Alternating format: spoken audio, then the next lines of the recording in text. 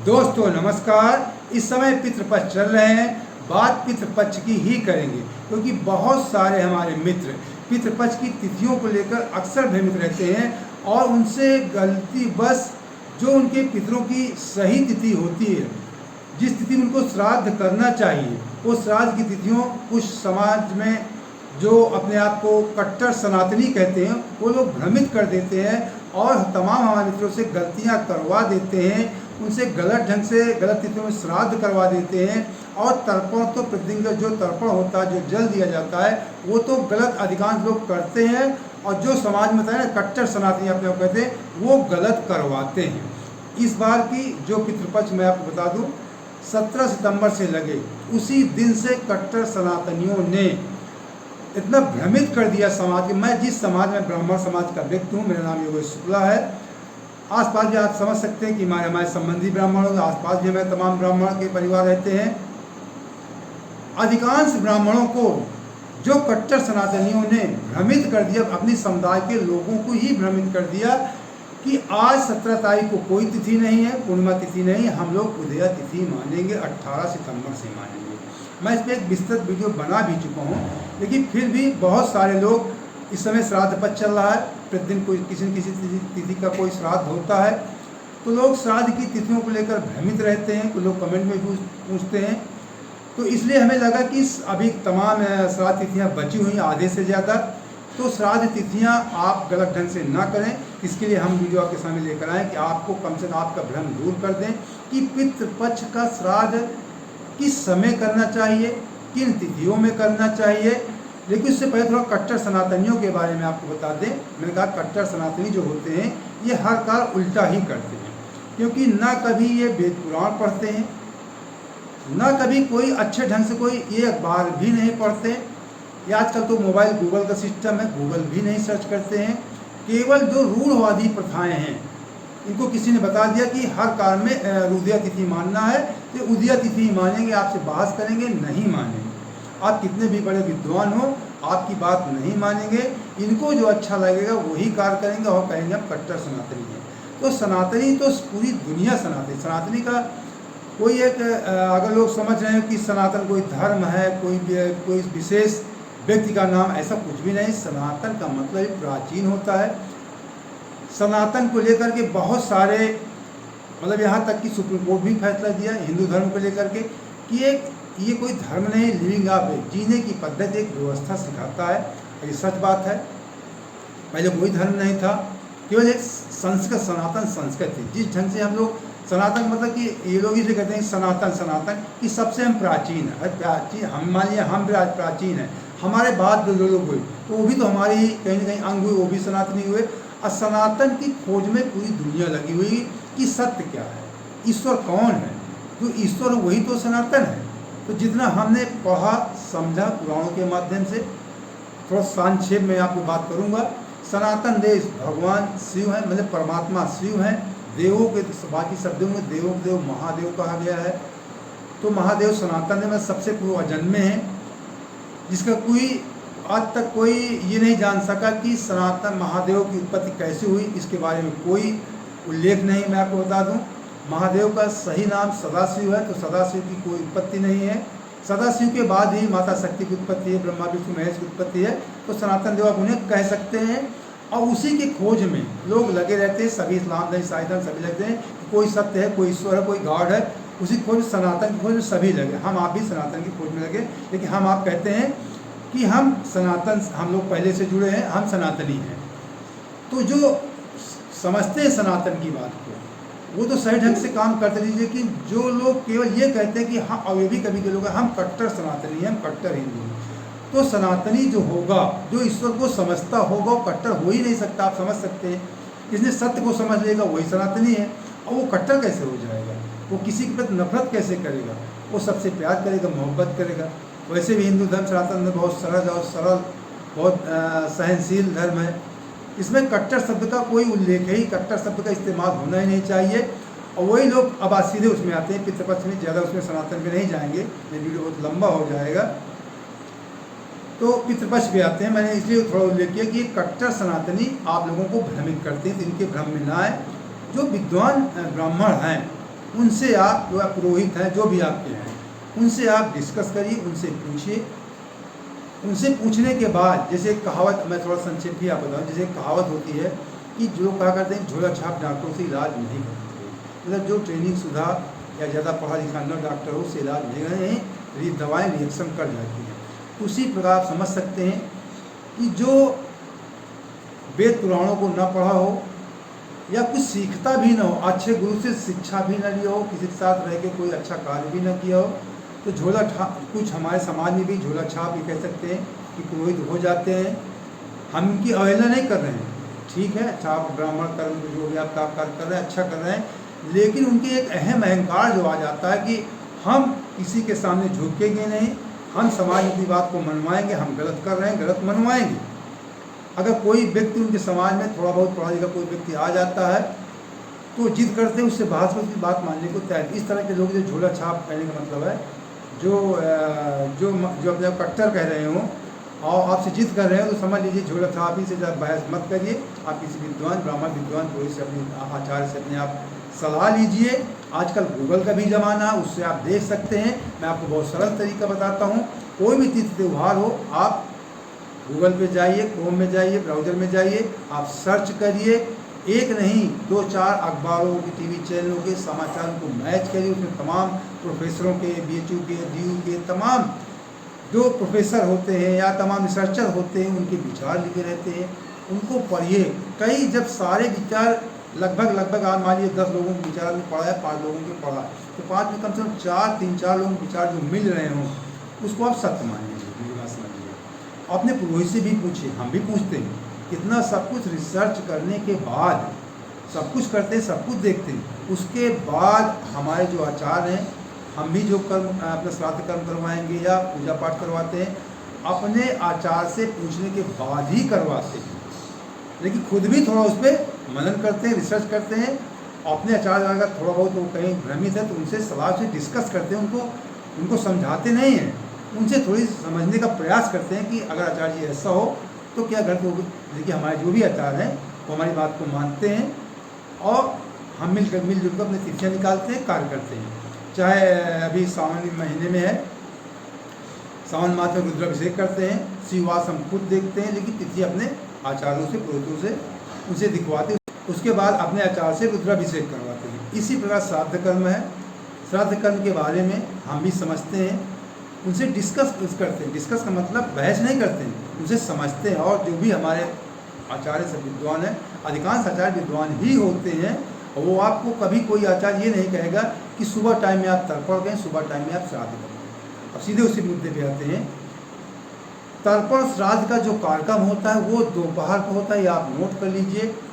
जो आप प्रतिदिन जल देते हैं उसका समय भी 11:30 से 11:30 के बीच में लगभग, मतलब 11:30 के बाद ही होना चाहिए। बहुत आप कामकाजी व्यक्ति हैं, जल्दी आपको निकलना है तो इतना सुबह भी न कर दें कि ब्रह्म मुहूर्त में 6 साढ़े 6 बजे कर दें, 7 बजे कर दें। कम से कम 8-9 के आसपास प्रयास करिए, बहुत आपको जल्दी है। उसके बाद अगर आप थोड़ा भाई समय है तो प्रयास करिए 11 के बाद, 11:30 के आसपास, 12 के आसपास आप करिए जल तर्पण प्रतिदिन वाला। और श्राद्ध कर्म तो आप ये निश्चित मान लीजिए, आपको कितनी भी जल्दी हो, कुछ भी आपको हो, श्राद्ध कर्म आपको दोपहर में ही करना है। इसको कोई फल नहीं मिलेगा। आपके पूर्वज जो आप पिंडदान करते हैं वो नहीं पाएंगे। आपकी सारी मेहनत, सारी जो आप तप कर रहे हैं पूर्वजों को लेकर के, सब व्यर्थ है। तो मेरी बात नोट कर लीजिए, पिंडदान का समय 11:30 से लगभग 3:30 के बीच में आपका पिंडदान होना चाहिए। किसी के कहने में, बहकावे में मत आना। सुबह और शाम का समय देवताओं के लिए होता है, पूजा पाठ के लिए होता है, पितरों के लिए दोपहर का समय होता है। अब मैं थोड़ा सा बहुत ठेठ भाषा में थोड़ा आपको बता दूं, पितर हमारे पूज्य हैं, वो हमें आशीर्वाद देते हैं, हमारी सुख समृद्धि होती है। लेकिन जो मैंने कहा, जो कट्टर सनातनी हैं, जो इस बात को नहीं समझ सकते, उनको समझाइए। वो एक बात जानते हैं अच्छी तरह से कि भूत प्रेत के बारे में बहुत जानते हैं, जो कट्टर होते हैं। वो कहा करते हैं कि रात में 12 से 3 के बीच में भूत प्रेत आते हैं, दिन में दोपहर में 12 से 3 के भूत प्रेत आते हैं। दोपहर में मई जून के दोपहर में लोग जंगलों में जाए से डरते हैं। रात में कहते हैं 3 बजे के बाद ब्रह्म वेला हो जाती है। तो उसको बताइए कि अगर आप भूत प्रेत के हिसाब से समझते हैं तब भी उनका भी समय दोपहर में है। तो कट्टर सनातनियों को इस ढंग से आप समझा सकते हैं। तो श्राद्ध को लेकर एक गलत ढंग से कहते हैं उदया तिथि मानते हैं, जबकि उदया तिथि सभी त्योहारों में सभी जो ये पक्ष होते हैं या जो भी त्यौहार सब हर जगह उदया तिथि का फार्मूला लागू नहीं होता है। उदया तिथि का सबसे बड़ा मैं फार्मूला बता दूं कि उदया तिथि का केवल जो एक लागू किया गया कि कोई तिथि विशेष करके ये स्नान दान को लेकर के, स्नान दान का मतलब सुबह स्नान के समय जो कुछ होते हैं त्यौहार होते हैं, इसमें स्नान गंगा स्नान है, घर में स्नान, जैसे मकर संक्रांति है, माघी अमावस्या है, आदि तमाम तरह की अमावस्याएँ होती हैं और अन्य पर्व होते हैं। उन पर्वों में सुबह उदय तिथि ही लिया जाएगा। स्नान दान के समय उदय तिथि होनी चाहिए। बहुत से कुछ ऐसे व्रत होते हैं कि रात में लगे, मान लीजिए शाम के लगे तो शाम को यह व्रत का सो जाएंगे, सुबह उदय तिथि मिला और वो तिथि मान लीजिए शाम के 3-4 बजे खत्म हो गई, उसमें उदय तिथि का फार्मूला लागू होगा उस व्रत में। तो स्नान दान व्रत के त्यौहारों में उदय तिथि कर सकते हैं, लेकिन कुछ ऐसे व्रत होते हैं उनमें शाम के लिए ही माना जाए, उसमें भी उदय तिथि नहीं मानी। जैसे महिलाओं का व्रत होता है करवा चौथ, उसमें उदय तिथि नहीं मानी जाएगी। उसमें शाम टाइम जब चाँद निकलता है उस समय चौथ है कि नहीं, ये बात को समझना। जो कट्टर सनातनी जो तर्क दे रहे हैं कि हम उदय तिथि के अनुसार श्राद्ध कर्म करेंगे, तो आप करवा चौथ में क्यों नहीं मानते? करवा चौथ जो है जब चांद जिस समय निकलता है रात में, जब महिलाएं देखकर पूजा करती हैं, तो उस समय चौथ तिथि है कि नहीं उसके अनुसार ही करवा चौथ मनाया जाती है। महिलाएं व्रत रहती हैं जिस दिन शाम के चौथ मिलेगी। इसी प्रकार दीपावली के त्यौहार, मैं पिछले वीडियो में बताई, फिर आपको याद दिला रहा हूँ।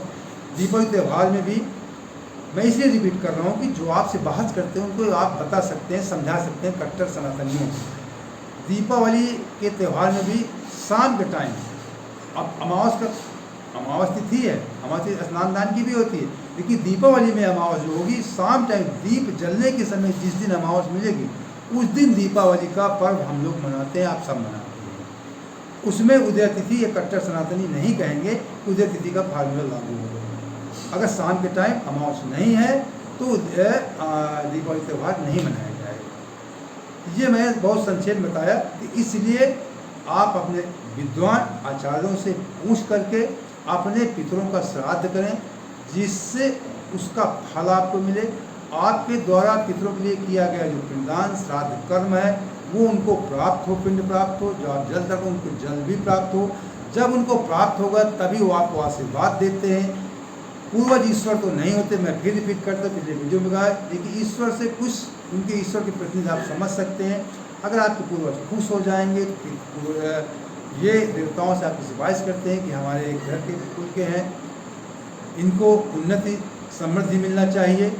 वो एक तरह से देवताओं के प्रतिनिधि होते हैं। उनको खुश करने के लिए उनका जो समय है, जैसे देवताओं को सुबह शाम पूजा की जाती है, इसी प्रकार की दोपहर में समय, जो तिथि जिस तिथि में लग रहा हो 11 के बाद, उसी तिथि में आप श्राद्ध करेंगे। उदया तिथि सुबह टाइम में कोई तिथि समाप्त हो रही है 8, 9, 10 बजे, तो उस तिथि में श्राद्ध नहीं करेंगे।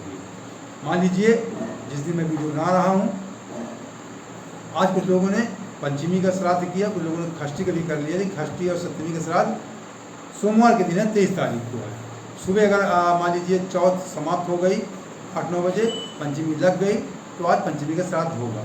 इसी प्रकार मैं आप आने वाली तिथियों को मोटा मोटी आपको बता देता हूँ। विस्तार में आप अपने आचार्य पुरुष से आपको पूछना पड़ेगा, लेकिन जो बता रहा हूँ वह सत्य बता रहा हूँ।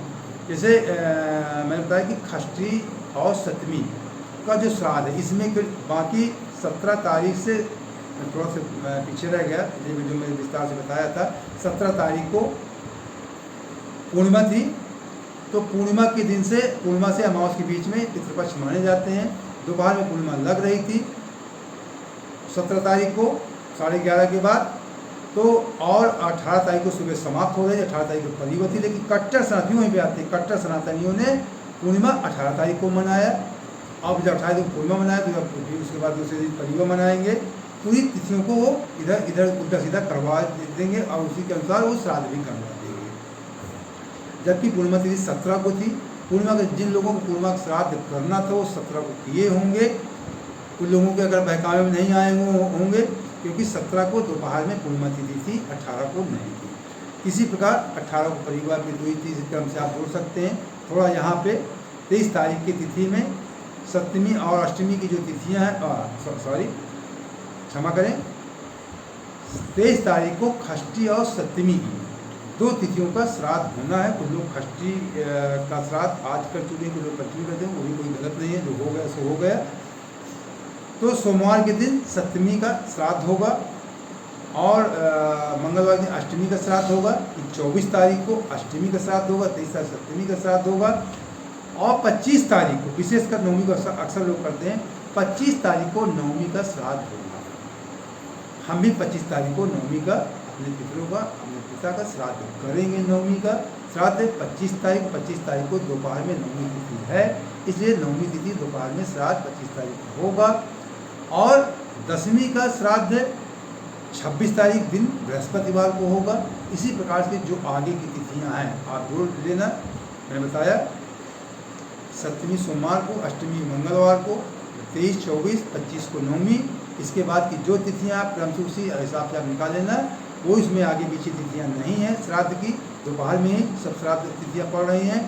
2 अक्टूबर को अमावस्या है, जिसमें सभी लोग श्राद्ध करते हैं जिनको अपने पूर्वजों के देहांत की तिथियां नहीं पता होती हैं, तो इसलिए सब लोग भी वो लोग अमावस को अपना श्राद्ध कर लेते हैं।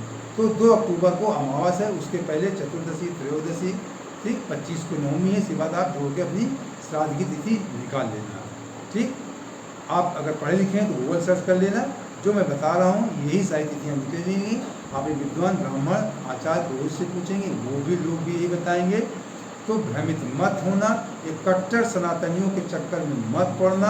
आप भी सनातनी हैं, अध्ययन कीजिए, बात को समझने का प्रयास कीजिए। अगर कोई बता रहा है उसको समझिए सरलता से, सरल भाव से। यही आपकी असली सनातनी होने की पहचान है। तो दोस्तों उम्मीद करते हैं आपको हमारा वीडियो पसंद आया होगा। अगर पसंद आया, पहली बार जो है तो हमारे चैनल सब्सक्राइब कर लीजिए और ये जानकारी अपने दोस्तों को, नातेदारों को जरूर शेयर करना। वीडियो को लाइक भी कर देना, शेयर कर देना, इससे सही जानकारी आपके संबंधियों तक पहुंच सके।